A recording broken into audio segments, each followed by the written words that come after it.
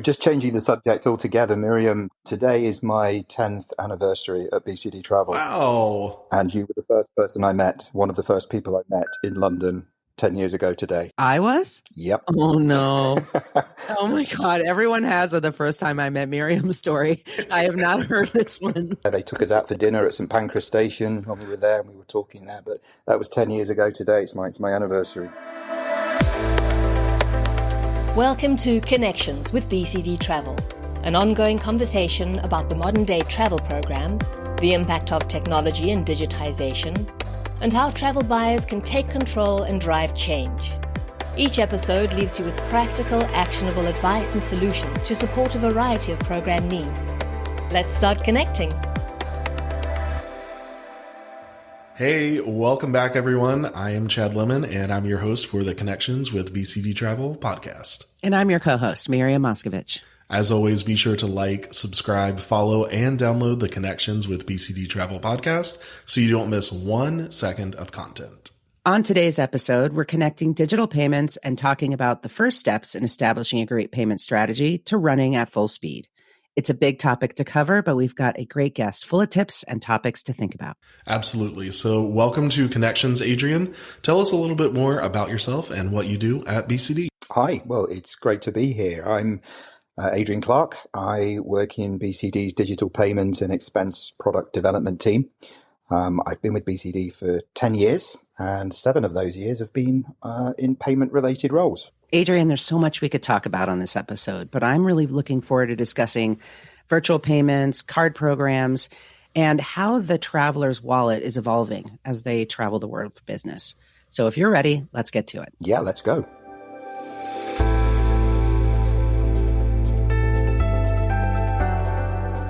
Adrian, we know that digital payments are becoming increasingly important, but it's also a lot more fragmented now. So what's your take on digital payments right now? You're totally right. Over the past couple of years, payment has become a real hot topic. There's countless new startups all promising to be the payment solution of the future. But it's great to see so much investment going into the payment space. But the downside of that is it's adding more fragmentation to what's already a really fragmented scene. The challenge today is to identify the technologies that really can make a difference and offer solutions for the future. And let's not forget, payment for travel services is pretty unique. There are unique data requirements, which are quite complex, and it's typically much more challenging than for other sectors. Adrian, what would you say is the state of digital payment in the travel industry? I'd say it's rapidly evolving. Some payment flows are well established. If you look at lodge and virtual cards, for instance, but they're not the solution for every scenario.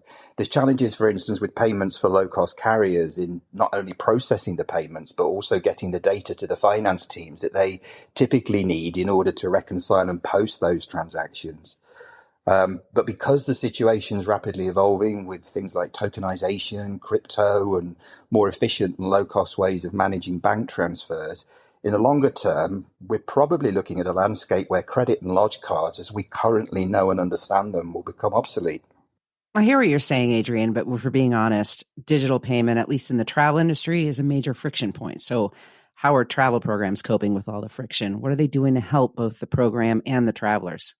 Well, there's a number of challenges today. We've got SCA, which continues to be a challenge in some cases. And also many of the mainstream methods I see as becoming pretty mainstream in the future aren't quite ready for the big time today. So travel managers solving for today's issues today are increasingly turning to virtual cards, which are a great solution. They increase security. They can solve the SCA situation. They can enhance data flows, and also remove the need for travellers using their own funds to pay for travel, which is really important for duty of care. Okay, I want to drill down on something you just said and something that I keep hearing about. What is SCA and why should we care about it? SCA. Well, SCA is secure customer authentication, and it's now a legal requirement for many payments in Europe and increasingly in other markets too. Really? It's a huge step forward in protecting against fraud because it requires each payment to be approved by the cardholder, either using an app or by entering a code that they receive by SMS. And that's all great for keeping you secure when you're ordering a pizza. But for travel payments, there's so many scenarios where it's actually a barrier to a smooth payment process. Yeah. Some card types, such as lodge cards and virtual cards, are currently generally exempt from SCA. And in some cases, they offer a better route to keeping payment processes running smoothly. But there are still some scenarios where there's still considerable challenges. And I think it's likely that regulation is likely to increase more in the future. But I think it's really important to remember that though that regulation and the absolute necessity for that regulation will drive innovation towards more secure and streamlined payment processes in future. So virtual cards and payment sounds really great, but there's got to be some downside other than the unknown regulations down the road. What should our listeners be looking for as they think about these? Well, yeah, unfortunately, perfection doesn't exist. There's well-known and documented challenges with using virtual cards for hotel payments, for instance. The hotel industry in general still expects every guest to arrive at the front desk with a plastic card in hand. That's the world that the hotel industry operates in, but it's not the real world. And virtual cards are seen as the solution to solve for that. And it works really very well. However, there are still some instances where hotels will process a payment incorrectly. Let's not forget, each hotel is effectively run as a separate business. That's right. With its own policies, its own procedures. And of course, you're relying on someone in the hotel to process that payment correctly. And that, unfortunately, is where the process can fall over sometimes. Now, there's a lot of work going on within the hotel industry, with card providers, throughout the industry in general to improve that situation. And it is improving. Let's not forget that hotel acceptance of virtual payment is around about 95 to 97% globally at the moment. Wow. When I first started in this role, maybe 7 or 8 years ago, we were looking nearer to 75, 80%. So you can see there has been a big improvement, but there is still a way to go, and there is a lot of effort going into making that happen. Adrian, I want to leave this topic for a second and talk about the other side of the story, which is reconciliation, reimbursement, things like that. Am I wrong for thinking that fragmented payment systems on the front end result in fragmented data on the back end? No, you're absolutely right. And I think as more payment methods and processes enter the mainstream, there's the clear potential for it to become even more fragmented. What is all that great data destined for, though? Expense tools, more reports, finance tools? What's going on with it? Well, in my vision for the future, and I know this may be controversial, expense management tools as we know them today, with responsibility on travelers to complete expense claims, will all become obsolete.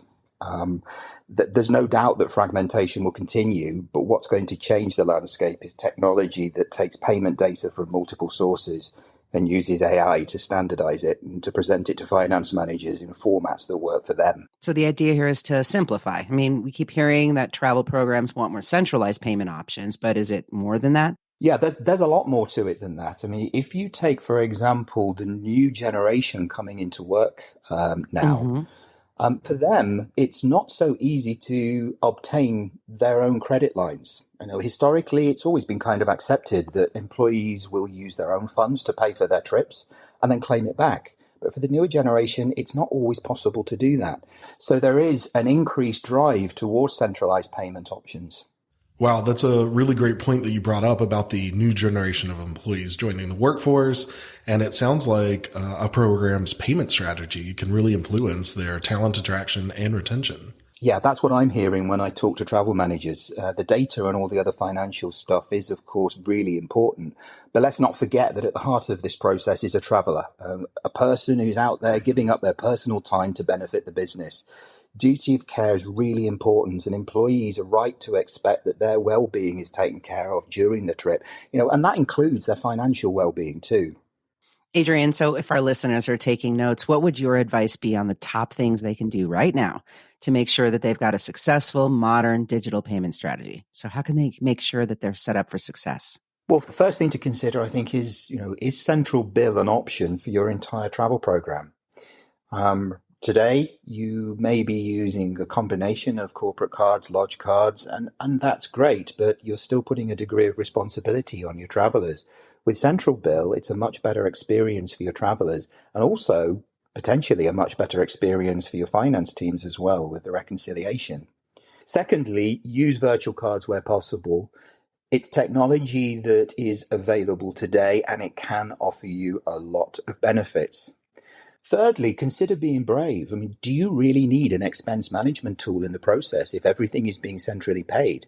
You have all of the data you need to be able to reconcile and post those charges. So why put that responsibility on your travelers to start spending time, valuable time, completing expense management reports?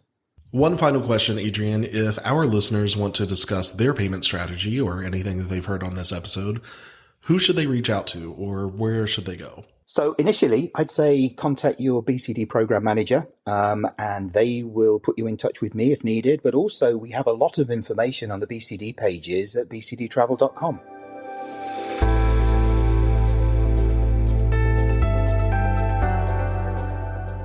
Okay, it is time for our quick connect segment to decompress after that discussion. So I'm going to ask a few questions, and I want you both to tell me the first thing that comes to mind. Everyone has a list of places they want to visit, but I want to know what destination on your bucket list is the most unique. For me, it has to be Dollywood. Dolly Parton, the country western singer, has a theme park and resort, and I want to go there. Dollywood. Okay. For me, it's actually a small island in the South Atlantic called Tristan da Cunha. Ooh. It's one of the most remote places on Earth, and I'd just love to experience, probably only for a short time, that feeling of complete isolation. How do you get there? Apparently, they have a ship that goes there with supplies twice a year, and they have 12 berths on board. That's the only way to get there. That might not be for me. Yeah, I'm not sure if it would be for exactly. me, but I'd just love to think I could. I'm just trying to experience it. I'm just trying to go to a theme park in the Great Smoky Mountains. Something real simple. I think mine would probably be Antarctica, but I am way too nervous to take that ship that goes from South America across that really rough stretch of water to Antarctica. So who knows? I'll never get there. What items do you always travel with? What can't you live without? Well, for me, I'm a techie. I've got to have my technology with me. I've got to have my iPad, which is fully loaded with TV shows to watch. I've got to have my headphones. I've got to have spare battery for all of my technology and all of the cables that go with it. I think you probably could guess my answer. For me, it's a big bag of Cheez-Its, which are cheese-flavored crackers, and a cheap romance novel that I can leave the paperback behind once I finish it. This is actually a fun, weird fact about me. I travel with my own pillowcases because I don't know, I get creeped out with hotel pillowcases. So I always travel with my own linens. That's so extra. I know, it really is.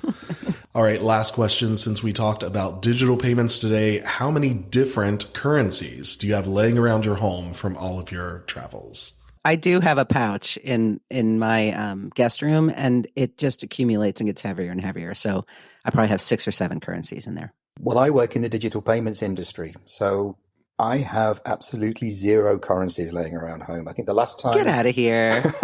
The last time I spent any actual cash or overseas was probably in 2016. Every single payment I've made ever since then has been digital. The same, Miriam. I have a giant pouch just full of like 6 or 7 different currencies, but my favorite, I kind of like collecting them. I think it's like a fun memento to collect them. So yeah, until you've got British pounds on you and you've got $400 worth of coins. Yes. It's all fun and games. It's all fun and games till you can't lift your pouch anymore.